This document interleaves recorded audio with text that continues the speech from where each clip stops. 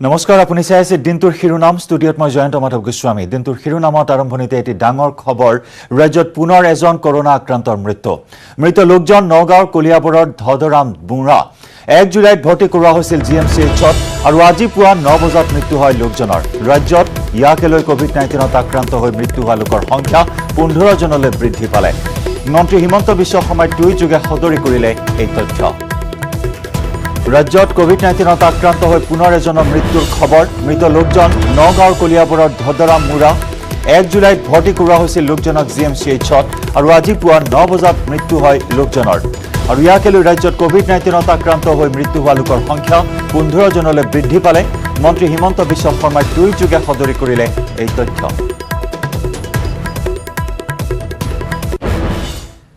বিজেপিলৈ যাব নেকি প্ৰাক্তন কংগ্ৰেছী মন্ত্ৰী অজন্তা নেওগ 21 বিধানসভা নিৰ্বাচনৰ প্ৰাক্ষণত ওলোৱা এই বাতৰি এতিয়া ধুমুহাৰ সৃষ্টি কৰিছে ৰাজনৈতিক মহলত কিন্তু বিজেপি গমন সন্দৰ্ভত কি ক'লে প্ৰাক্তন কংগ্ৰেছী মন্ত্ৰীগৰাকীয়ে প্ৰাক্তন কংগ্ৰেছী মন্ত্ৰী অজন্তা নেওগে হেনো যোগদান কৰিব বিজেপিত বিভিন্ন মাধ্যমত প্ৰচাৰ হৈছে এই বাতৰি অহুকানে এই বাতৰিয়ে পালেগৈ কংগ্ৰেছৰ জ্যেষ্ঠ নেত্ৰীগৰাকীৰ কানো আৰু তাৰ পিছতে এই প্ৰতিক্ৰিয়া ব্যক্ত কৰি অজন্তা নেওগে ক'লে বিজেপিত তেওঁ যোগদান কৰিব বুলি ওলোৱা বাতৰি সম্পূৰ্ণ ভিত্তিহীন এয়া তেওঁৰ বিৰুদ্ধে চলোৱা অপপ্ৰচাৰ বৈদ্যুতিক মাধ্যমত আৰু ছপা মাধ্যমত মই বিজেপি যাম বুলি এটা বাতৰি প্ৰকাশ হৈছে এই বাতৰিটো মই সম্পূৰ্ণভাৱে নুই কৰিছোঁ মই কেতিয়াও বিজেপি দললৈ নাযাওঁ আজিও বহুবাৰ স্পষ্ট মই মতামত দাঙি ধৰিছোঁ ই এক মোৰ বিৰুদ্ধে ষড়যন্ত্ৰ আৰু অপপ্ৰচাৰ মই মোৰ শুভাকাংক্ষী সকলোকে আৰু বিশেষকৈ সকলো ৰাইজক এই অপপ্ৰচাৰক ভুল নাযাবৰ কাৰণে অনুৰোধ জনাইছোঁ অজন্তা নেওগে বিজেপিত যোগদান কৰিব বুলি ওলোৱা বাতৰিত সতীৰ্থসকলক ভুল নাযাবলৈ আহ্বান জনালে প্ৰাক্তন কংগ্ৰেছী মন্ত্ৰীগৰাকীয়ে report news 18 Assam north east ৰাজ্যত কোভিড আক্ৰান্তৰ সংখ্যা হুৰাহুৰে বৃদ্ধি পোৱাক লৈ উদ্বিগ্ন হৈ পৰিছে ইণ্ডিয়ান মেডিকেল এছ'চিয়েশ্যন স্বাস্থ্যকৰ্মীক একেৰাহে 11 দিন কৰ্তব্য পালনৰ বাবে চৰকাৰী দিয়া নিৰ্দেশত আপত্তি জনাইছে আইএমএ আৰু স্বাস্থ্য বিভাগৰ কাম কাজত ক্ষুব্ধ হৈ ইণ্ডিয়ান মেডিকেল এছ'চিয়েশ্যনে পত্ৰ প্ৰেৰণ কৰিলে স্বাস্থ্যমন্ত্ৰী ডক্টৰ হিমন্ত বিশ্ব শৰ্মালৈ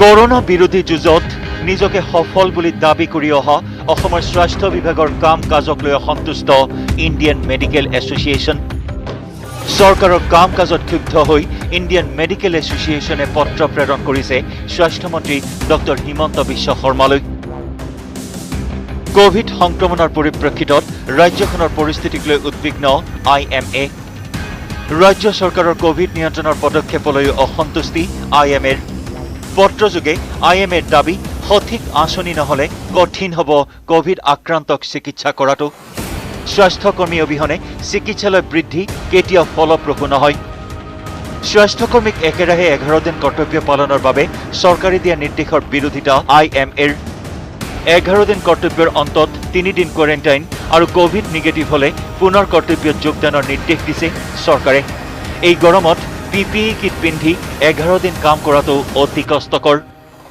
আইএমএৰ অভিযোগ চৰকাৰৰ এনে নিৰ্দেশে হতাশ কৰিব কোভিড যুঁজৰ প্ৰথম শাৰীৰ যুঁজাৰুসকলক কোভিড ডিউটি কৰা স্বাস্থ্যকৰ্মীক এণ্টিজেন টেষ্টৰো বিৰোধিতা আইএমএৰ চৰকাৰৰ পৰিকল্পনাবিহীন পদক্ষেপৰ বাবেই কোভিড আক্ৰান্ত হৈছে বহু চিকিৎসক স্বাস্থ্যকৰ্মীসকলক এনেদৰে সংকটৰ মুখামুখি কৰোৱাৰ বিৰোধিতা আইএমএৰ বৃহৎ সংখ্যক চিকিৎসক স্বাস্থ্যকৰ্মীক কোভিড আক্ৰান্তৰ কাৰণ পুনৰীক্ষণৰ দাবী আইচিএমআৰৰ নিৰ্দেশ অনুসৰি লক্ষণ নথকা কোভিড সংক্ৰমিত ঘৰতেই চিকিৎসাৰ পৰামৰ্শ আইএমএৰ লগতে আইএমএৰ সকিয়নি চৰকাৰে সঠিক সিদ্ধান্ত নললে সফল বুলি দাবী কৰা স্বাস্থ্য বিভাগে শীঘ্ৰেই বিফলতাৰ মুখ দেখিব bureau report news 18 Assam north east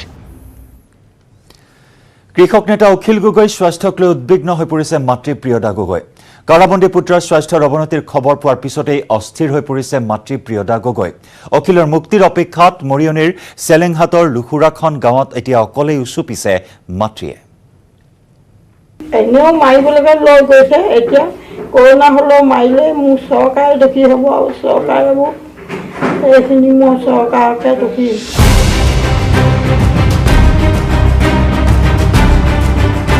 Akhil গগৈক মুক্তিৰ দাবীৰে আকৌ এবাৰ উচুপি উঠিল মাতৃ প্ৰিয়তা গগৈ। মোৰ ল'ৰা অখিল এটা সোণৰে সোণটো সেই সোণক তেওঁলোকে কেনেকৈ থৈছেগৈ মোৰ সদায় তাক অকণমান চাম লাগি থাকে। এতিয়া দেখা কাৰাগাৰতে হেনো অখিল গগৈৰ দেহত ধৰা দিছে COVID-19ৰ লক্ষণে। এই খবৰ পাই ধৰফৰাইছে অখিল মাতৃৰ হৃদয়। মোৰ সদায় তাক অকণমান চাম লাগি থাকে। এতিয়া দেখা সি কেতিয়াও বেয়া কাম নকৰে, সি ভাল কামেই কৰি আছে। তেওঁলোকে মিছাকৈ দেশটো কয় তেওঁলোকে দেশটো হেৰিখন ল'বলৈ। ইফালে অখিল গগৈক মুক্তিৰ দাবীত মঙলবাৰে কৰোনা ভীতি নেওচি প্ৰতিবাদত নামিল কৃষক মুক্তি আৰু ছাত্ৰ মুক্তি সংগ্ৰাম সমিতিৰ সদস্য। গোলাঘাটত ৰূপায়ণ হ'ল মানৱ শৃংখল কাৰ্যসূচী। দুদিনৰ পৰা অখিল গগৈ সাংঘাতিক ধৰণে অসুস্থ হৈ পৰিছে। অখিল গগৈৰ স্বাস্থ্যৰ যথেষ্ট অৱনমিত হৈছে। অসমবাসীয়ে অসমৰ প্ৰত্যেকটো দল সংগঠনে অখিল গগৈ উন্নত স্বাস্থ্যৰ চিকিৎসা প্ৰদানৰ বাবে দাবী উত্থাপন কৰিছে। কিন্তু আমি দেখিছোঁ এই ক্ষেত্ৰত চৰকাৰখনেই হওক বা অসমৰ স্বাস্থ্যমন্ত্ৰী হিমন্ত বিশ্ব শৰ্মা ডাঙৰীয়াই হওক, তেওঁলোকে কিন্তু কোনো ধৰণৰ অখিল গগৈ চিকিৎসাৰ কাৰণে সুব্যৱস্থা কৰা আমি দেখিবলৈ পোৱা নাই। মৰণতো দেখা গ'ল একে ছবি। অখিল গগৈক তেখেতলোকে আজিৰ তাৰিখলৈকে যি বন্দী কৰি ৰাখিছে, বন্দী ক্ষেত্ৰত তেখেতে যি বেমাৰ ভুগি আছে সেই বেমাৰ তেখেতলোকক সম্পূৰ্ণভাৱে ট্ৰিটমেণ্ট কৰা নাই। তাকো আৰু ট্ৰিটমেণ্ট কৰিবৰ কাৰণে আমি অনুৰোধ জনাইছোঁ। অখিল গগৈ সহ সকলো কা বিৰোধী আন্দোলনকাৰীক মুক্তিৰ দাবী আৰু ৰাজ্য চৰকাৰৰ ভূমি নীতিৰ অধ্যাদেশ বাতিল কৰাৰ দাবীৰে বৰপেটাৰ সৰভোগত কৃষক সভাই সাব্যস্ত কৰিলে প্ৰতিবাদ। 3 বছৰৰ কাৰণে কৃষি মাটিত তেওঁলোকে উদ্যোগ স্থাপন কৰাৰ কাৰণে অনুমতি দিবলৈ যি অধ্যাদেশ জাৰি কৰিছে, এই অধ্যাদেশৰ বিৰুদ্ধে আমি আন্দোলনত নামিছোঁ। আমি দাবী কৰিছোঁ অখিল গগৈৰ লগতে বিটু সোণোৱাল, মানস কোঁৱৰ আৰু ধৈৰ্য কোঁৱৰকো শীঘ্ৰে মুক্তি দাবীত মঙলবাৰে উত্তাল হৈ পৰিল ডিগবৈ।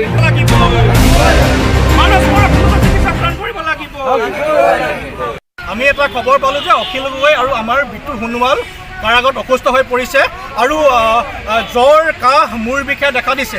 আমি কালি এটা জেলৰ পৰা ফোন পাইছিলোঁ দুপৰীয়া। তেতিয়া বিটু সোণোৱাল আৰু অখিল গগৈ মূৰৰ বিষ আৰু জ্বৰ হৈছে বুলি গম পাইছিলোঁ, মাচল পেইন হৈছিল। আমি এখন কালি পিটিশ্যন দিছিলোঁ আৰু আজি কোৰ্টে এখন ডাইৰেকশ্যন দিছে যে অতি সোনকালে তেখেতলোকৰ ক'ভিড টেষ্ট কৰিব লাগে আৰু অন্যান্য যি ধৰণৰ ট্ৰিটমেণ্ট কৰিব লাগে। আৰু অলপ দেৰি পিছতে আকৌ গম পালোঁ যে আজি ধৈৰ্যকৰ জ্বৰ আৰু প্ৰচণ্ড মূৰৰ বিষ হৈছে বুলি ধৈৰ্য ফোন কৰিলে। Bureau report, news 18 Assam north east.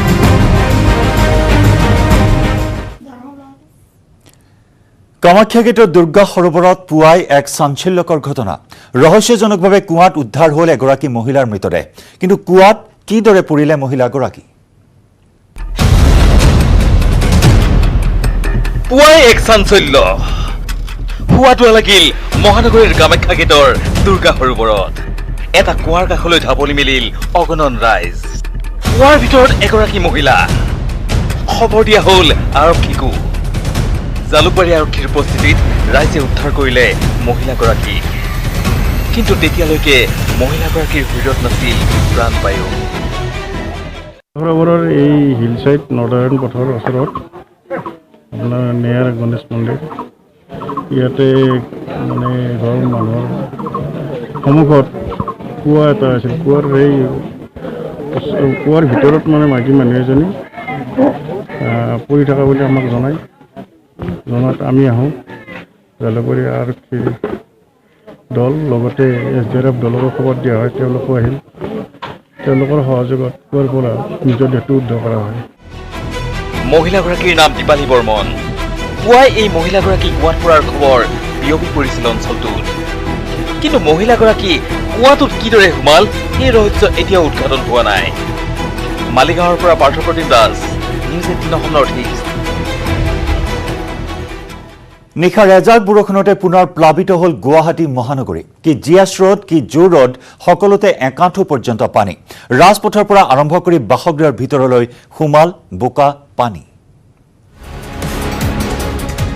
মহানগৰীত পানৰ ভয়ংকৰ ৰূপ প্ৰথমে চাওক এই দৃশ্য পানীত সম্পূৰ্ণ ডুব গ'ল বাহন মহানগৰীত কৃত্ৰিম পানী ল'লে ভয়ংকৰ ৰূপ মহানগৰীৰ হাতীগাঁৱৰ টাইটান এনক্লেভৰ পাৰ্কিঙত ৰখাই থোৱা 8খন বাহন এইদৰেই ডুব গ'ল পানীত এই দৃশ্য বন্দী হৈ ৰ'ল নিউজ 18ৰ কেমেৰাত অৱশ্যে দিনজোৰা পৰিশ্ৰমৰ অন্তত উদ্ধাৰ হ'ল বাহনকেইখন হাতীগড় কোনো এটা পথে বাকী নাই এইটো আমাৰ ইয়াৰ চৰকাৰ বিধায়ক অতুল বৰা এটা আছে অতুল বৰা নামৰ এটা বিধায়ক আছে আগতে এজিপিৰ আছিল এগুলা সব ফপলা সব এটা কোনো কাম নাই আপনাৰ এইপিনে একেবাৰে হাউস ৰোডেৰ পৰা এ টু জেড কমপ্লিট এটা এইপিনে আপনার রাজধানী মসজিদ লৈ কোনো এটা বাইলেন বাট নাই চাওক এইটো পথ চাওক কেনেকুৱা পানী নতুন পথত এটা স্কুল আছে আগত এটা অসম জাতীয় বিদ্যালয় আছে কমপ্লিট পানীৰ তলত নিশাৰ এজাক বৰষুণৰ পিছতেই জলমগ্ন হৈ পৰিছিল অভিজাত মহানগৰীৰ বিভিন্ন অঞ্চল এই দৃশ্য হাতীগাঁও পথৰ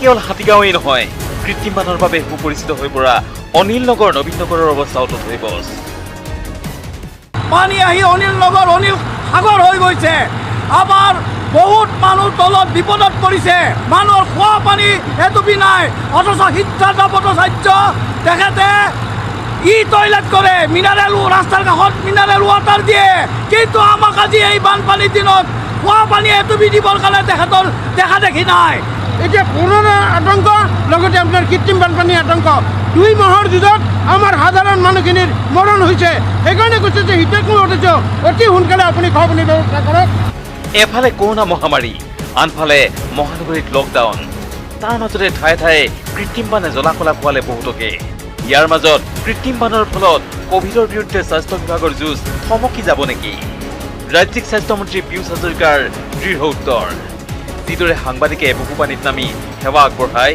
প্ৰয়োজনত স্বাস্থ্য বিভাগেও এনেদৰেই আগবঢ়াব সেৱা পানীটো হয় পানীটো আপুনিও খোজকাঢ়ি ফুৰে আপুনি পানী হ'লে খোজকাঢ়ি নাযায় ৰিপৰ্টিং পানীত আপুনি খোজকাঢ়ি ৰিপৰ্টিং নকৰে জানো আমাৰ ল'ৰাও কৰিব ডিউটি তেনেকৈ বশিষ্ঠৰ পৰা উৎপল হালৰ সহযোগত bureau report news 18 Assam north east গুৰুত্বপূৰ্ণ খবৰ চানমাৰীৰ অগ্নি নিৰ্বাপক বাহিনীৰ কাৰ্যালয়ত গণসংক্ৰমণ অগ্নি নিৰ্বাপক বাহিনীৰ 16 গৰাকী জোৱান কোভিড পজিটিভ চানমাৰীৰ অগ্নি নিৰ্বাপক বাহিনীৰ কাৰ্যালয়ত বৰ্তমান হাহাকাৰ লাগিছে পুনৰ জনাইছো মহানগৰীত গণসংক্ৰমণৰ ভয়ানক ৰূপ মহানগৰীৰ প্ৰান্তে প্ৰান্তে শিপাই গৈছে গণসংক্ৰমণ কৰোনা ভাইৰাছৰ আৰু শেহতীয়াকৈ এই খবৰ চানমাৰীৰ অগ্নি নিৰ্বাপক বাহিনীৰ কাৰ্যালয়ত গণসংক্ৰমণ অগ্নি নিৰ্বাপক বাহিনীৰ 16 গৰাকীকৈ জোৱান আক্ৰান্ত হৈছে কোভিড-19ত চানমাৰীৰ অগ্নি নিৰ্বাপক বাহিনীৰ কাৰ্যালয়ত ইয়াকে লৈ সৃষ্টি হৈছে এক হাহাকাৰ পৰিস্থিতিৰ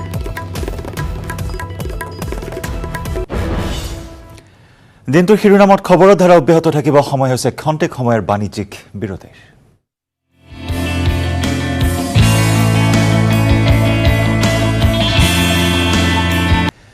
লাহোৰীজানৰ দুডু কলনীত ভয়ংকৰ অগ্নিকাণ্ড এই অগ্নিকাণ্ডত এটি শিশুৰ মৃত্যু জুইত জাহ গ'ল শতাধিক বাসগৃহ কিন্তু বৰ্তমানলৈকে জানিব পৰা হোৱা নাই এই অগ্নিকাণ্ডৰ কাৰণ আশ্ৰয়হীন হৈ পৰিছে প্ৰায় 4,500 লোক এক বিধ্বংসী অগ্নিকাণ্ডৰ জোকাৰি গৈছে লাহোৰীজানৰ দুডু কলনীত সংঘটিত হৈছে এই ভয়ংকৰ অগ্নিকাণ্ড এই অগ্নিকাণ্ডত ইতিমধ্যে এটি শিশুৰ মৃত্যু হোৱা বুলি জানিব পৰা হৈছে আৰু জুইত জাহ গৈছে শতাধিক বাসগৃহ কিন্তু এতিয়াও জানিব পৰা হোৱা নাই এই অগ্নিকাণ্ডৰ কাৰণ বৰ্তমান আশ্ৰয়হীন হৈ পৰিছে প্ৰায় 4,500 লোক এক বিধ্বংসী অগ্নিকাণ্ড লাহোৰীজানৰ দুডু কলনীত এতিয়াও জানিব পৰা হোৱা নাই এই অগ্নিকাণ্ডৰ কাৰণ আৰু অগ্নিকাণ্ডৰ দৃশ্য আমি দেখুৱাইছো জুই ধোঁৱাই সানি ধৰিছে সমগ্ৰ অঞ্চল কি কাৰণত এই অগ্নিকাণ্ডৰ সূত্ৰপাত হ'ল সেয়া এতিয়াও স্পষ্টকৈ জানিব পৰা হোৱা নাই ইতিমধ্যে এটি শিশুৰ মৃত্যু হোৱাৰ খবৰ আহিছে আনহাতে বহু শতাধিক পৰিয়ালৰ বাসগৃহ জ্বলি চাৰখাৰ হৈছে এই অগ্নিকাণ্ডত আৰু বৰ্তমান আশ্ৰয়হীন হৈ পৰিছে প্ৰায়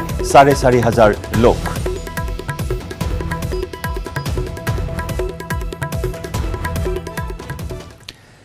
টিকট বিচাৰি হাহাকাৰ কৰা প্ৰাক্তন কেন্দ্ৰীয় মন্ত্ৰী ৰাজেন গোহাঁইক উভতি ধৰিলে দলীয় সতীৰ্থই এয়া ৰাজনীতি কৰাৰ সময় নহয় বুলি ৰাজেন গোহাঁইক কটাক্ষ কৰে বিজেপি নেতা ৰূপক শৰ্মাই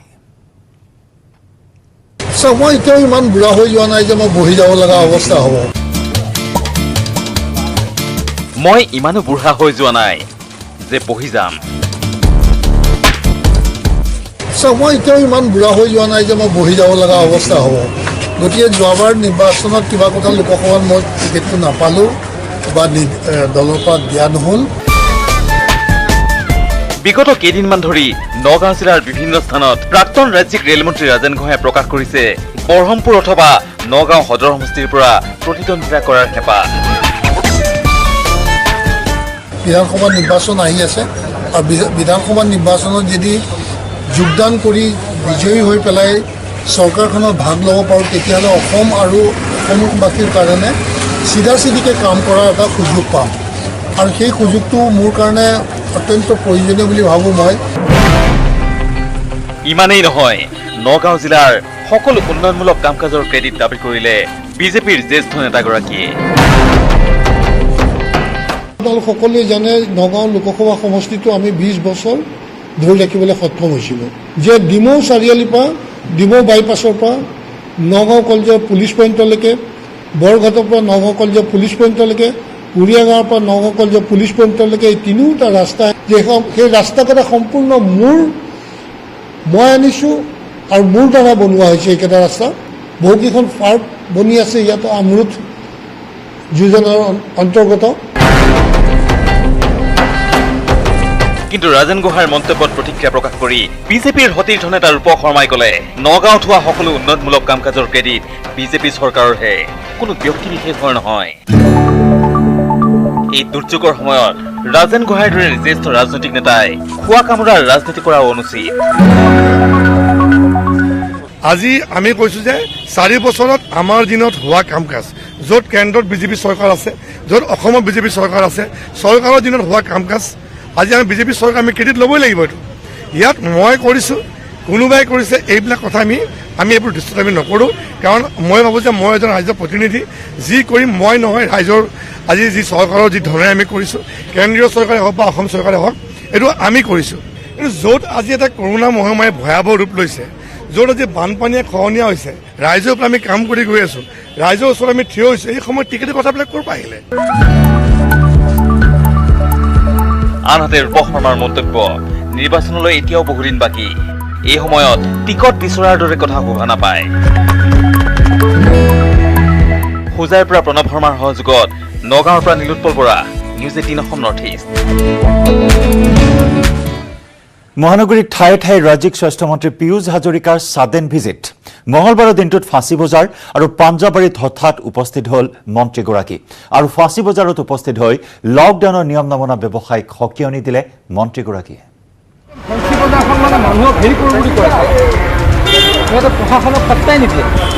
বিৰাট খং উঠিছে মন্ত্ৰী পীয়ুষৰ।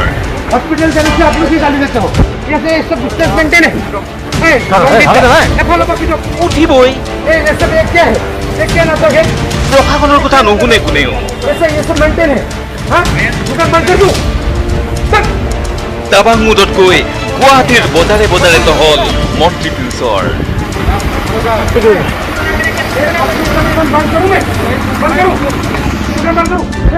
সব অন্দৰ জায়গা।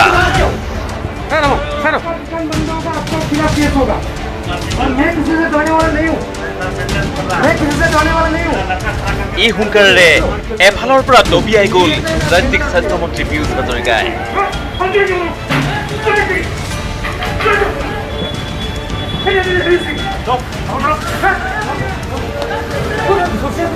প্ৰশাসনৰ নিৰ্দেশ নমনা, সামাজিক দূৰত্ব ৰক্ষা নকৰা আৰু মাস্ক নিপিন্ধা লোকৰ বিৰুদ্ধে মহানগৰীৰ ফাঁচী বজাৰত এইদৰেই সদল বলে অভিযান চলালে মন্ত্ৰী হাজৰিকাই।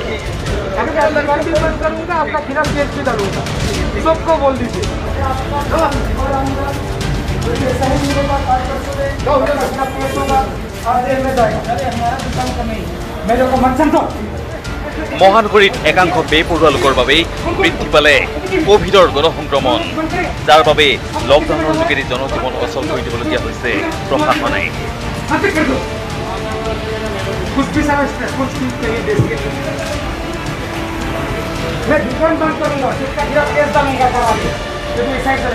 গণসংক্ৰমণ বৃদ্ধি পোৱাৰ বাবে মহানগৰীত ঘৰে ঘৰে গৈ ৰেপিড এণ্টিজেন টেষ্ট চলোৱাৰ সিদ্ধান্ত লৈছে ৰাজ্যৰ স্বাস্থ্য বিভাগে।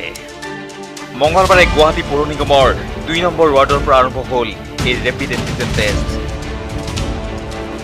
ডাটা এণ্ট্ৰি কাম কমপ্লিট হোৱাৰ পিছত চেম্পল লৈ টেষ্টিঙৰ কাম আৰম্ভ হ'ব। তাৰপিছত যিখিনি পজিটিভ আহে তো সেইখিনি আমাৰ চেণ্টাৰত পঠাই দিয়া হ'ব। ৰেণ্ডম এণ্টিজেন টেষ্টখিনি কৰি আছে। আমাৰ ৱাৰ্ড নম্বৰ 2 মালিগাঁৱৰ 10টা লোকেশ্যনত আমি টেষ্টসমূহ কৰি আছোঁ। 10টা জেগা শেষ হোৱাৰ পিছত আৰু অন্য 10টা জেগাত আমি কৰিম। ইফালে মহানগৰ পাঞ্জাবাৰীৰ শান্তি এনক্লেভতো চলোৱা হয় ৰেপিড টেষ্ট। ৰাজ্যিক স্বাস্থ্যমন্ত্ৰী পীয়ুষ হাজৰিকাই নিজেই তদাৰক কৰিলে এই টেষ্টৰ। পৰহিৰ পৰা আমি কণ্টেইনমেণ্ট কৰি ৰাখিছিলোঁ। পৰহিৰ পৰা আমি কাকো ইয়াৰ পৰা ওলাব দিয়া নাই, কিন্তু আজি আমি সকলোকে ইয়াতে টেষ্ট কৰাইছোঁ। যিখিনি মানুহ বয়সস্থ, যিসকলে খোজকাঢ়ি যাব নোৱাৰে তেখেতলোকৰ ইয়াত টেষ্ট হ'ব। যিসকল সুস্থ মানুহ খোজকাঢ়ি যাব পাৰে ইয়াৰ পৰা খুব বেছি 100 মিটাৰত আমাৰ ক'ভিড কেয়াৰ চেণ্টাৰটো আছে, তাতে গৈ তেখেতলোকে টেষ্ট কৰিব। পজিটিভ ওলাই আমি তেখেতলোকক হস্পিটেলত শ্বিফ্ট কৰাম আৰু নিগেটিভ ওলালেতো কথাই নাই। প্ৰয়োজনত পাণ্ডুৰ দৰে সমগ্ৰ গুৱাহাটীতে ঘৰে ঘৰে ৰেপিড টেষ্ট চলোৱা হ'ব বুলি মন্তব্য কৰে মন্ত্ৰী পীয়ুষ হাজৰিকাই। যিমান টেষ্ট কৰিম সিমান আমি ট্ৰিটমেণ্ট কৰিম, যিমান টেষ্ট কৰিম সিমান আমি স্প্ৰেডটো ৰোধ কৰিম। গতিকে আমি আমাৰ যিহেতু এতিয়া টেষ্ট কিট এভেইলেবল, গতিকে আমি আৰু আমাৰ বেডৰো এতিয়া সমস্যা নাই। We have almost 4,500 beds around Guwahati. Positive ওলালে আমি তেখেতলোকক ট্ৰিটমেণ্ট দিব পাৰিম। মই আকৌ কৈছোঁ, right now we have enough beds, enough space. Kunjan Kalita আৰু বিপুল বৰ্মনৰ সহযোগত bureau report news 18 Assam north east. কোনো যাদুবিদ্যা অথবা হিন্দী চিনেমা নহয়, ধুবুৰীত কেমেৰাৰ সন্মুখত জীৱিত হৈ ওলাল চৰকাৰী নথিত মৃত ব্যক্তি। কিন্তু কেনেদৰে চাওক। মৃতক জি উঠিল। আচৰিত যেন লাগিলেও এয়া সঁচা। এই লোকসকললৈ চাওক, ইতিমধ্যে তেওঁলোকৰ মৃত্যু ঘটিছে, কিন্তু প্ৰত্যেকৰে দাবী তেওঁলোক জীয়াই আছে। তোমাৰ নাম হৈছে আছান আলী? মোৰ নাম আছান আলী। তুমি জীৱিত তো? মই জীৱিত। আপোনাৰ নাম কি? মীৰ সাদুক জৈন। আপুনি জীৱিত তো? অঁ, এইটো বহুত ডাঙৰ দুখ লগা কথা। এওঁ বহুত চিটিং বাজ কৰি আমাৰ লগত এইটো কামটো কৰিছে। তেওঁলোক যে মৃত তাৰ তথ্য আছে চৰকাৰী নথিতো, কিন্তু তাৰ পিছতো এইসকল জি উঠিল কিদৰে? কিয় তেওঁলোকে দাবী কৰিলে জীয়াই থকাৰ কথা? কোনো যাদুমন্ত্ৰ চমক নহয়, অসৎ পঞ্চায়ত সচিবৰ দুৰ্নীতিৰ পৰিণতি এয়া। এই তালিকাত থকা 9জন ব্যক্তিক মৃত দেখুৱাই পঞ্চায়ত সচিবে সৰকালে বিধৱা পেঞ্চনৰ ধন। আসলে জীৱিত আছে, মৃত্যু হোৱা নাই। মই জানা মতে ছাৰ এইটো মানে বেনিফিচিয়াৰীবিলাকে নাজানে যে মই বিধৱা ভাতাৰ কাগজখিনি ল'ব, মানে কিবা এটা ফাঁকি দিয়ে কাগজখিনি লৈছে। যে কোনে লৈছে এইটো বোলে ছেক্ৰেটাৰীয়ে লৈছে, ছেক্ৰেটাৰীৰ নাম নুৰুল ইছলাম মোল্লা। কেৱল ইমানেই নহয়, পঞ্চায়তৰ সচিবৰ দয়াত এজনকৈ হিতাধিকাৰীৰ দুটাকৈ বেংক একাউণ্ট খুলি ধন সৰকাই ল'লে বহুতে। পঞ্চায়ত আৰু গ্ৰামোন্নয়ন ধুবুৰী জিলাত কি ঘটি আছে? বিধৱা পেঞ্চন পোৱা ব্যক্তি আচলতে বিধৱা হয়নে তেওঁ? বা বৃদ্ধ পেঞ্চন যাক পাব লাগে তেওঁ পাইছে নেকি? ইতিমধ্যে কিন্তু ধুবুৰীৰ ফলিমাৰী গাঁও পঞ্চায়ত এলেকাত এনেকুৱা বিভিন্ন ধৰণৰ দুৰ্নীতি সংঘটিত হৈছে আৰু কেইবাটাও গোচৰ ৰুজু কৰিছে স্থানীয় সচেতন ৰাইজে, কিন্তু আৰক্ষীয়ে এতিয়ালৈকে কাৰোকে গ্ৰেপ্তাৰ কৰিবলৈ সক্ষম হোৱা নাই।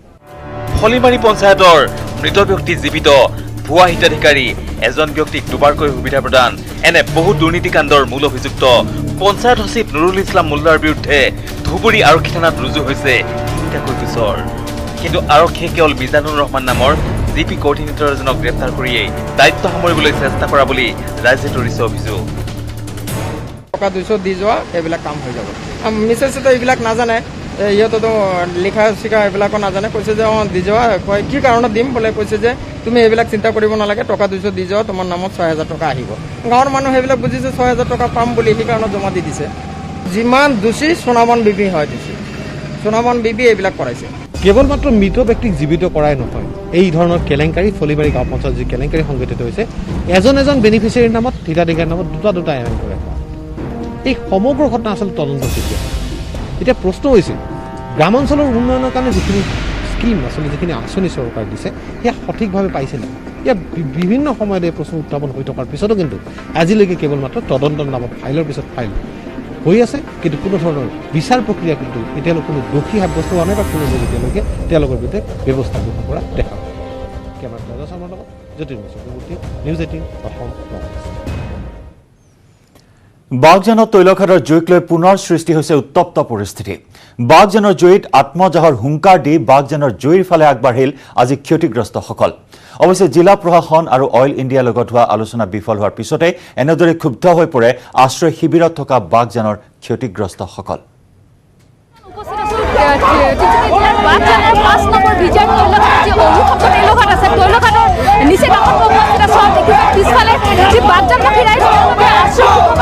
পুনৰ উত্তপ্ত হৈ পৰি জুইয়ে চানি ধৰা বাগজান।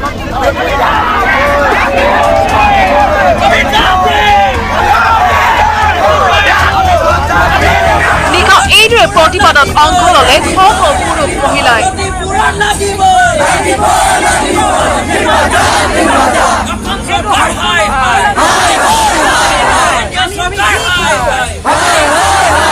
প্ৰতিবাদকাৰীয়ে হুংকাৰ দিলে অগ্নিকাণ্ডত জাপ দি আত্মজা দিয়াৰ।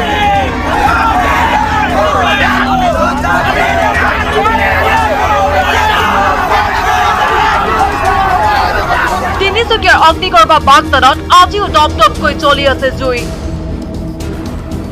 ক্ষতিগ্ৰস্ত লোকসকল আজি ৪১ দিন ধৰি আশ্ৰয় শিবিৰত থাকিবলগীয়া হৈছে।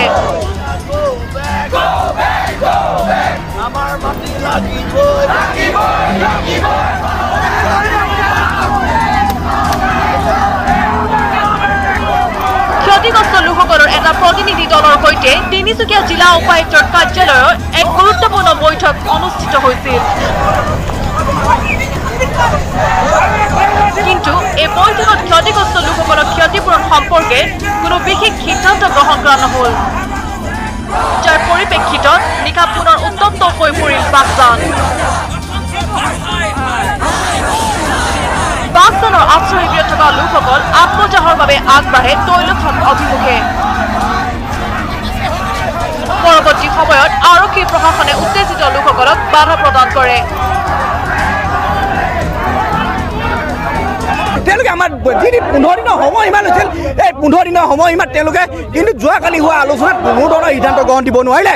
তেওঁলোকে কৈছিল এই জুইকুৰা নিৰ্বাপনৰ ক্ষেত্ৰত আজি অৰ্থাৎ ৭ জুলাই প্ৰথমে বন্ধ হ'ব বুলি ক'লে, তাৰপিছত ক'লে তেওঁলোকে 10 আৰু 11 জুলাই বন্ধ হ'ব। কালি আমাৰ সভাত ক'লে এই জুইকুৰা নিৰ্বাপন হ'বলৈ অতি কম বুলি ক'লে ১ সপ্তাহ বা 10 দিন লাগিব। গতিকে আমি বাগজানবাসী ৰাইজে যোৱা ৪২ দিন আমি ইমান কষ্টই পাৰ কৰিছোঁ, যন্ত্ৰণাঘাতৰ দিন পাৰ কৰিছোঁ। তাৰ পাছতো যদি আমি জুইকুৰা নিৰ্বাপনৰ ক্ষেত্ৰত অন্য যদি ব্যৰ্থ হয়, আমাক নিশ্চয়তা প্ৰদান কৰিব নোৱাৰে, তেনেদৰে আমি কেনেদৰে আমি শান্ত হৈ থাকিব পাৰোঁ। ডিগবৈৰ পৰা ৰীনা কাকতি গগৈ আৰু তিনিচুকীয়াৰ পৰা উপাসনা বৰুৱা গোস্বামীৰ report, news ১৮ Assam north east. দিনটোৰ শিৰোনামত পুনৰ সময় হ'ল এটি চমু বাণিজ্যিক বিৰতিৰ।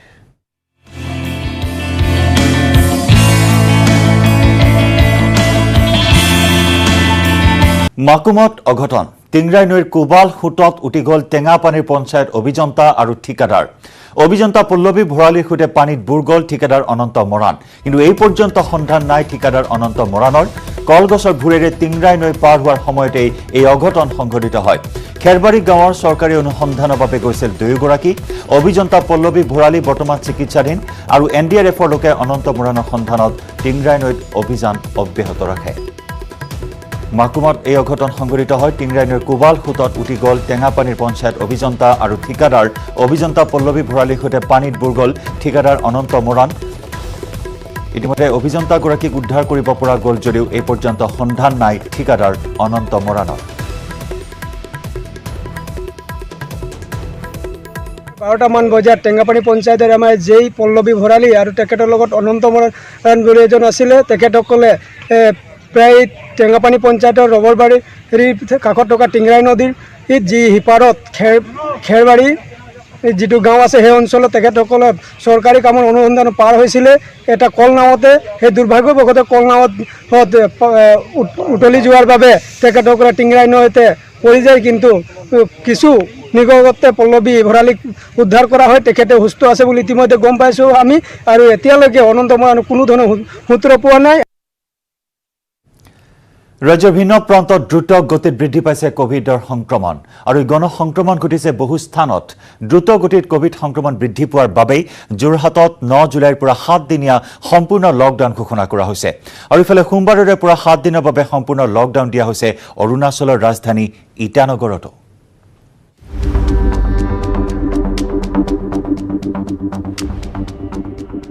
কোভিড-19 মহা সংক্ৰমণ ৰাজ্যৰ প্ৰান্তে প্ৰান্তে হিপাইছে কোভিড সংক্ৰমণে ভয়ানক পৰিস্থিতিৰ সৃষ্টি হৈছে ডিব্ৰুগড়ত অসম চিকিৎসা মহাবিদ্যালয়ৰ 4 গৰাকী লেবৰেটৰী টেকনিচিয়ান সহ নতুনকৈ আক্ৰান্ত 6 জন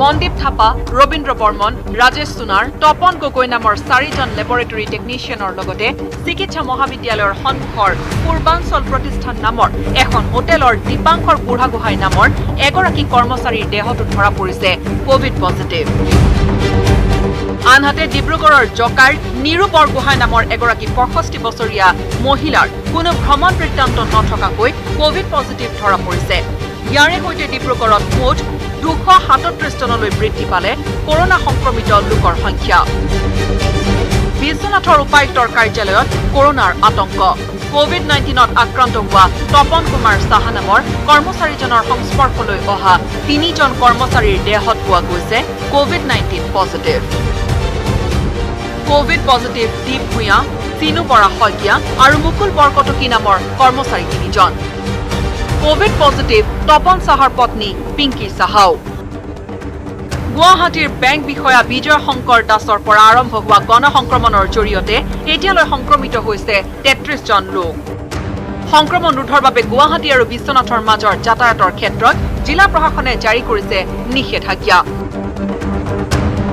যোৰহাট নগৰ অঞ্চল এলেকাৰ 17 জনৰ দেহত ধৰা পৰিছে কোভিড পজিটিভ যোৰহাটৰ ৰজা মৈদামৰ কালিস্থান আৰু নিউ কলনীৰ এই কোভিড সংক্ৰমিত লোকসকল কোনো গৰাকীৰে নাই ভ্ৰমণ বৃত্তান্ত অৱশ্যে এগৰাকী কোভিড-19 পজিটিভ ৰোগীৰ সংস্পৰ্শলৈ আহিছিল আটাইকেইজন সংক্ৰমিত ব্যক্তি 4 দিন পূৰ্বে সোৱাব লোৱা অঞ্চলটোৰ 25 জনৰ 17 জনৰ দেহতে কোভিড পজিটিভ ধৰা পৰাত আতংকিত হৈ পৰিছে স্থানীয় লোকসকল গোটে কমাৰ্শিয়েল এষ্টাব্লিছমেণ্টছৰ পৰা আৰু য'ত ভিৰ বেছি হয় আমাৰ হোলচেল মাৰ্কেটে হওক বাকি মলছে হওক ৰেষ্টুৰেণ্টছে হওক তাৰ পৰা আমি টাৰ্গেটেড স্যাম্পলিং আমি কৰিম এই 3 দিনত হেতু স্যাম্পলছটো লৈ we will go for a total lockdown for a week এই লকডাউনটো completely it will be very strict Mangaldai কাৰাগাৰৰ ভিতৰতে এজন কয়দী কোভিড পজিটিভ হোৱাত এতিয়া জেলৰ ভিতৰত সংক্ৰমণ হোৱাৰ আশংকাত ভুগিছে আন কয়দীসকল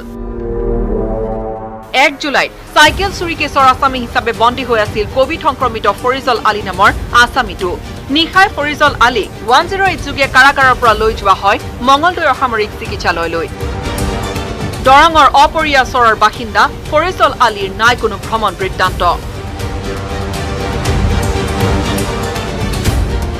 হাৰাঘাটত কোভিড পজিটিভ ইএম খনসিং ৰংপিৰ পৰা গণসংক্ৰমণৰ শংকা খনসিং ৰংপিৰ সংস্পৰ্শলৈ অহা পৌৰসভাৰ অধ্যক্ষ ৱাৰ্ড কমিছনাৰ দলীয় কৰ্মী ব্যৱসায়ীৰ নামসহ 49 জনীয়া দীঘলীয়া তালিকা খনসিঙৰ গৃহ সমষ্টি হাওৰাঘাটত হাহাকাৰ পৰিস্থিতি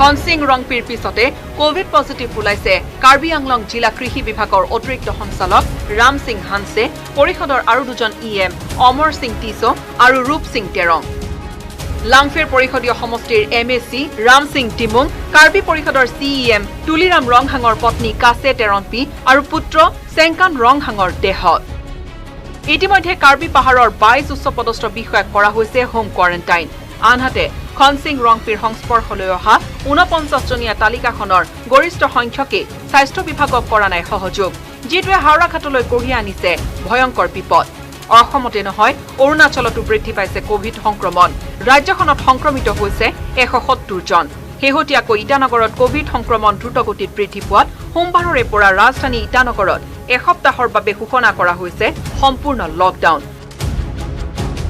इस बार का एसओपी बहुत शॉर्ट है क्योंकि इसमें ज़्यादा लंबा लिस्ट नहीं है एक्सेप्शन में भी एक्सेप्शन को सिर्फ सब बंद है व्हीकल मूवमेंट इवन जो फुट वॉकिंग भी नहीं करना है पब्लिक वैसा है इस बार एसओपी और सब दुकान सुकान पूरा बंद होगा इस बार का एसओपी में कोई अलाउड नहीं होगा bureau report news 18 Assam north east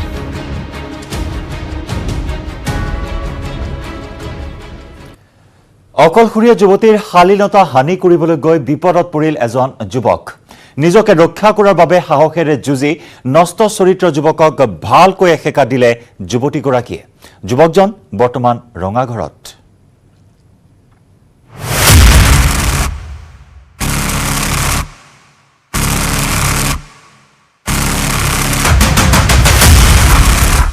এগৰাকী সাহসী যুৱতীগৰাকীৰ প্ৰত্যুৎপন্নমতিতাৰ বাবেই ৰক্ষা পৰিল শ্লীলতাহানিৰ পৰা। যৌন নিৰ্যাতনৰ চেষ্টা চলোৱা এটা লম্পটক উৰাই ঘূৰাই প্ৰহাৰ কৰিলে যুৱতীগৰাকীৰ সাহসৰ বাবেই এতিয়া ৰঙাঘৰত লম্পট অৰ্জুন মাঝি। যোৰহাটৰ উপকণ্ঠৰ এটা অঞ্চলৰ ঘটনা। এটা কোম্পানীৰ সামগ্ৰী ঘৰে ঘৰে বিক্ৰী কৰিবলৈ যোৱা যুৱতীগৰাকীয়ে শনিবাৰে বিয়লি গটঙা চাহ বাগিচাৰ সমীপৰ বাছিপথাৰ অঞ্চলত পথ চিনি নাপাই সহায় বিচাৰে এজন যুৱকৰ। ইয়াৰে সুযোগ লৈ অৰ্জুন মাঝি নামৰ যুৱকজনে যুৱতীগৰাকীক লৈ যায় এটা জনশূন্য পথলৈ। কিছুদূৰ যোৱাৰ পিছতেই যুৱতীগৰাকীৰ ওপৰত জঁপিয়াই পৰে অৰ্জুন। আকস্মিক ঘটনাত হচকিত হৈ পৰে যুৱতীগৰাকী। ভয় নাখাই নিজকে বচাবলৈ যুৱতীগৰাকীয়ে সাহসেৰে আক্ৰমণ কৰে যুৱকজনক। শুনক কেনেকৈ অসৎ অভিপ্ৰায়েৰে চোচা লোৱা যুৱকক প্ৰতিহত কৰিছিল যুৱতীগৰাকীয়ে। ল'ৰাজনক সুধিলোঁ যে ৰাস্তাটো কোনফালে গ'লে মই সোনকালে শ্বৰ্টকৈ পাম, মানে সোনকালে। সি কৈ দিলে কি মোক বেলেগ এটা ৰং ৰাস্তা দেখাই দিলে। ৰং ৰাস্তাত দেখাই দিয়াত মোৰ ভুল হ'ল, মই গুচি গৈছিলোঁগৈ তাৰ কথা মতে। অকণমান যোৱাৰ পিছতে সি মোক কি কৰিলে, চুলিত ধৰি মুখত ধৰি এনেকৈ কালভাৰ তলত বা পানীত পেলাই দিছিলে। পানীত পেলাই লৈ এনেকৈ ধৰক মাৰপিট কৰিছিলে বা এনেকৈ মোৰ লগত যুঁজিব বিচাৰিছিলে। তাক মানে ময়ো মাৰিছোঁ, ময়ো যুঁজিছোঁ নিজৰ কাৰণে, নিজৰ দেহটো বচাবৰ ক্ষেত্ৰত। তাৰপিছত বহুত মাৰপিট কৰিছে বা কামুৰি দিছিলে বা এনেকৈ কৰিছিলে। যেতিয়া মোৰ মাথাত ধৰি তললৈ মোক কৰি যেতিয়া পেলাই মাৰিছিলে, তেতিয়া মই কি কৰিলোঁ, কিনাৰত জেওৰা খুঁটি এটা আছিলে, জেওৰা খুঁটি লৈ তাক যেতিয়া মই উল্টা ঘূৰি মাৰিলোঁ, তেতিয়া ঘূৰি মাৰোঁতে সি পলাই দিছিলে। ঘটনাৰ পিছতেই স্থানীয় লোকৰ সহায়ত আৰক্ষীৰ কাষ চাপে যুৱতীগৰাকী। ইফালে আৰক্ষীৰ জেৰাত নিজৰ দোষ স্বীকাৰ কৰিছে লম্পট অৰ্জুনে।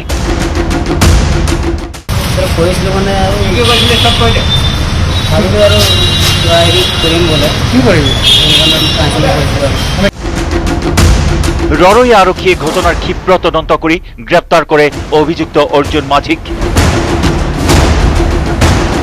কেমেৰা পাৰ্চন পূৰ্ণ বিকাশৰ সহযোগত যোৰহাটৰ পৰা গৌতম বৰাৰ report, news 18 Assam north east.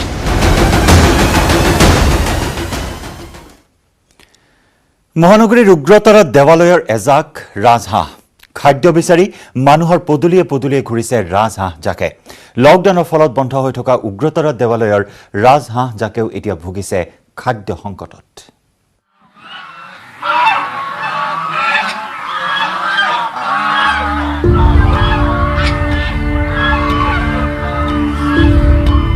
খাদ্য বিচাৰি প্ৰথমে এঘৰৰ পদূলিত, তাৰ পিছত বাট বুলিছে আন এঘৰলৈ। খাদ্য বিচাৰি এনেদৰে মহানগৰীৰ জোৰপুখুৰীত চৰিছে ৰাজহাঁহৰ জাক।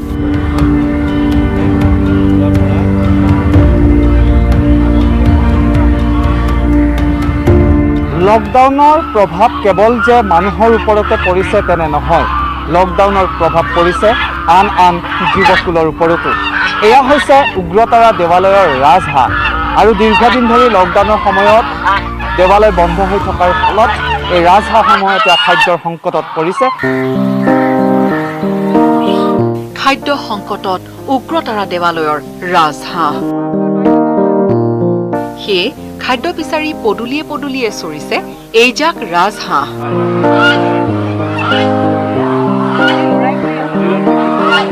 এতিয়া ৰাতিপুৱাই আগতে মোৰ গেটৰ সন্মুখত আহি জাকটো বহি থাকে, তেতিয়া উপায় নাপায় মোৰ বেয়া লাগি মই এফাল ভাত সিহঁতক খুৱাওঁ। আজিও আহি পেলাই সেই ঘৰৰ দুৱাৰ মুখতে বহি আছে। লকডাউনৰ ফলত সম্প্ৰতি উগ্ৰতাৰা দেৱালয় বন্ধ, নাই ভক্তৰ আগমন।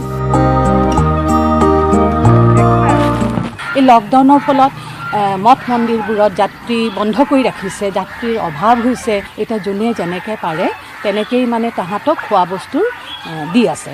গতিকে সঁচাই দুখো লাগে তাহাঁতলৈ। মই সেইকাৰণে ইহঁতৰ ওচৰলৈ আহিছোঁ। মই কিবা লাগে সিহঁতক, সিহঁততো অবুজ, মই নাজানো আমি সিহঁতে কি কৈছে, কি বুজাইছে, কি বিচাৰিছে। এই ৰাজহাঁহ জাকৰ কাহিনী আপোনাৰ মনত আছেনে? এই ৰাজহাঁহ জাকৰো আছে ইতিহাস। এবাৰ এই মন্দিৰত এহাল ৰাজহাঁহ উপহাৰ দিছিল। গৈ গৈ আজি আপোনালোকে যিটো জাক দেখা পাইছে সেইটো সেই প্ৰথম ৰাজহাঁহ হালৰ এই প্ৰডাকশ্যন হৈ পেলাই ইমানবোৰ হাঁহ আগবাঢ়িছে। ৰাজহাঁহ জাকক লৈ সৃষ্টি হৈছে কবিতাৰো।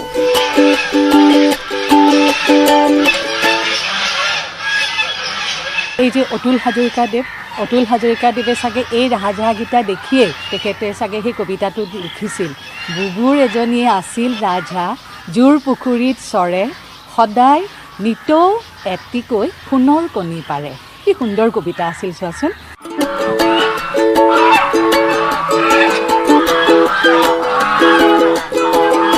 এয়া গুৱাহাটী মহানগৰীৰ দৃশ্য। লকডাউনে যে কেৱল মানুহকে প্ৰভাৱিত কৰিছে তেনে নহয়, জীৱকুল পক্ষীকুল সকলো লকডাউনৰ প্ৰভাৱত পৰিছে। মঠ মন্দিৰসমূহ বন্ধৰ ফলত তাৰ ৰাজহাঁহসমূহ চাবলৈ অসুবিধা হৈছে। গতিকে এয়া দৃশ্য হৈছে গুৱাহাটী মহানগৰীৰ। কেমেৰা পাৰ্চন বিপ্লৱ কালৰ সহযোগত Gunjan Kalita, news 18 Assam north east. এখন স্বচ্ছ আৰু সেউজ গাঁও। গাঁওবাসীয়ে নিজা প্ৰচেষ্টাৰে শুৱনি কৰি ৰাখিছে গাঁওখন। লাভ কৰিছে জিলা প্ৰশাসনৰ স্বচ্ছ আৰু সেউজ গাঁও বঁটা। কিন্তু ক'ত আছে এই গাঁওখন?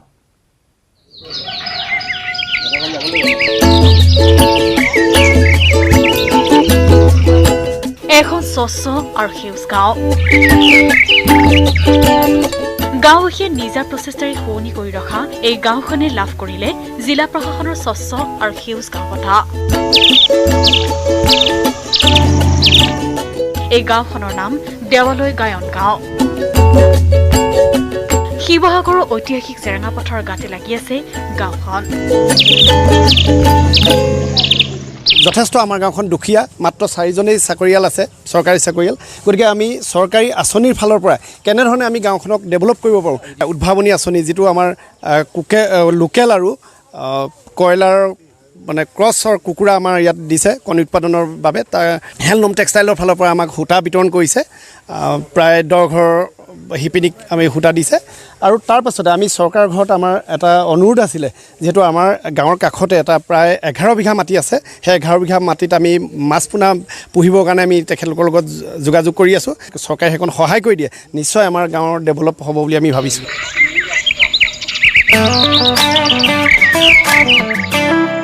গাঁওখনৰ পুৰুষ, মহিলা, ডেকা গাভৰু সকলো মিলি প্ৰতিদিনে নিয়মীয়াকৈ চাফাই অভিযানত ব্যস্ত হৈ পৰে। চালে চকুৰোৱা কৰি তুলিব পৰা গাঁওখনত ইতিমধ্যে চৰকাৰেও ৰূপায়ণ কৰিছে কেইবাখনো আঁচনি।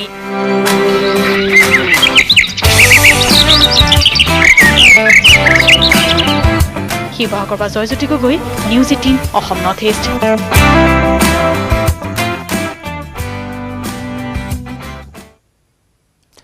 দিনটোৰ শিৰোনামত পুনৰ সময় আন এটি চমু বাণিজ্যিক বিৰতিৰ।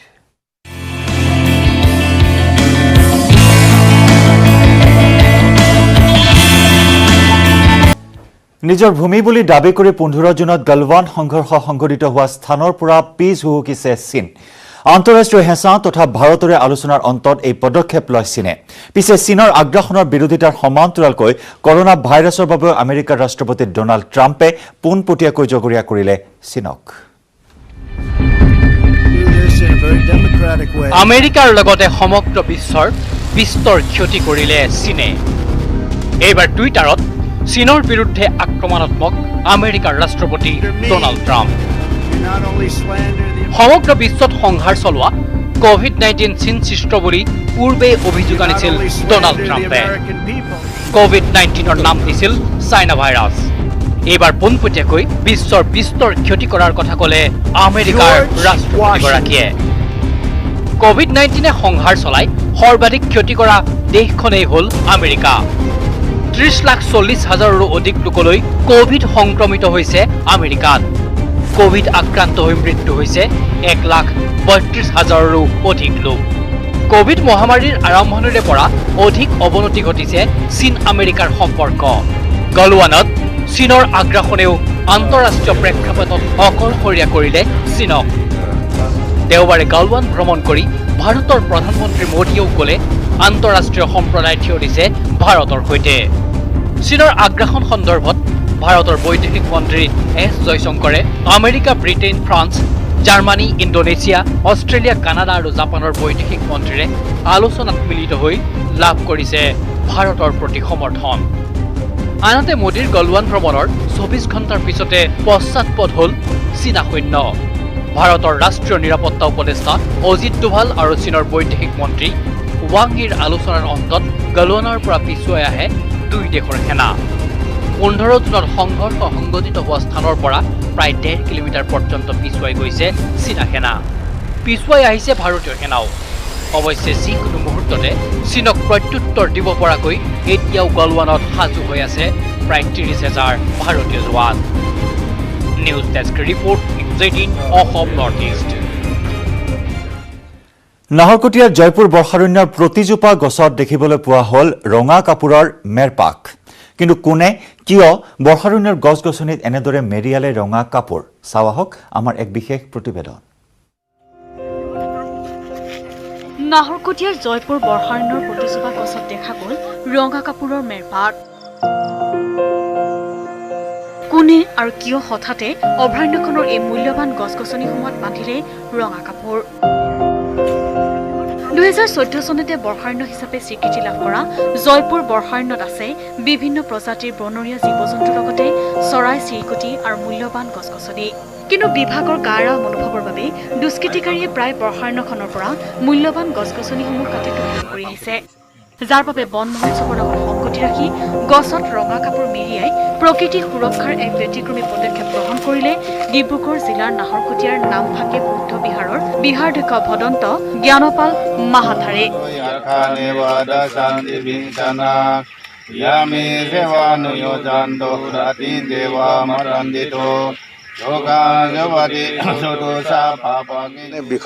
ভিতৰত যিবিলাক গছ গছনি কাটি দিছে, আমি যেতিয়া বাহিৰত থকা গছবিলাকৰ যেতিয়া সুৰক্ষাতে আমি ৰঙা কাপোৰ মাৰিছোঁ, তেখেতসকলে যেতিয়া বুজি পাব, মানে যিবিলাক দুষ্কৃতিকাৰী সেইবিলাক বুজি পাব যে ইয়াত ৰঙা কাপোৰ মাৰা মানে ইয়াত কিছুমান পাব্লিক আছে, ইয়াত মান ভালৰ মংগল কৰা মানুহ আছে, ব্যক্তি আছে, মিডিয়া আছে। তেখেতসকলে এই জংঘলখনৰ অনিষ্ট হোৱা, ধ্বংস হোৱা তেওঁলোকে তেখেতসকলে মনে প্ৰাণে নিবিচাৰে। এইটো কথা যেতিয়া সিহঁতৰ হৃদয়ত সোমাব, মনত ভাবিব, তেখেতসকলে সংলাপ হৈ পিনি তেখেতসকলে গছ গছনি কটাৰ পৰা তেওঁ বিৰত। নাহৰকটীৰ Pal Chaliha, news 18 Assam north east. News 18ৰ বাতৰি প্ৰভাৱ। মানসিক ভাৰসাম্য হেৰুওৱা মহিলাক চিকিৎসাৰ ব্যৱস্থা গোৱালপাৰা প্ৰশাসনৰ। বিগত 3 বছৰে মানসিক ভাৰসাম্য হেৰুৱাই দুদিনৰ অলিয়ে গলিয়ে ঘূৰি ফুৰিছিল মহিলাগৰাকীয়ে। আৰু এই প্ৰতিবেদন আপোনালোকলৈ আগবঢ়াই আজিৰ দিনটোৰ শিৰোনামৰ পৰা বিদায় লৈছোঁ। নমস্কাৰ।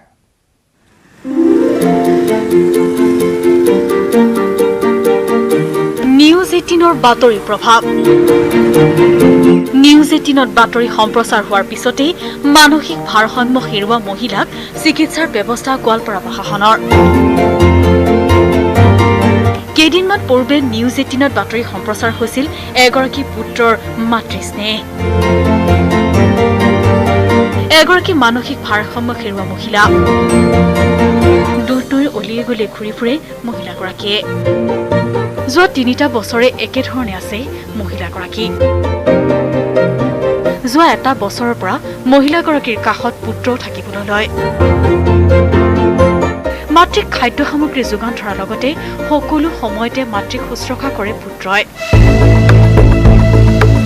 কি ৰ'দ, কি বৰষুণ, কি দিন, কি ৰাতি, মাতৃৰ কাষতে দিন পাৰ কৰিছিল পুত্ৰই। ক'ব লাগিব যে এক প্ৰকাৰ নিউজ 18ত বাতৰি সম্প্ৰচাৰ কৰাৰ পিছতে তৎপৰ হোৱা দেখিবলৈ পোৱা গৈছিল। কাৰণ 3 বছৰ ধৰি এই মহিলাগৰাকী আৰু এই যি পুত্ৰ, এই ল'ৰাজন দুধনৈ অলিয়ে গলিয়ে ঘূৰি ফুৰা দেখিবলৈ পাইছিলোঁ। বতাহ, বৰষুণ, ৰ'দ সকলোতে আচলতে দেখিবলৈ পোৱা গৈছিলে যে অলিয়ে গলিয়ে তেখেতসকলে ঘূৰি ফুৰিছিলে। 3 বছৰ হ'ল।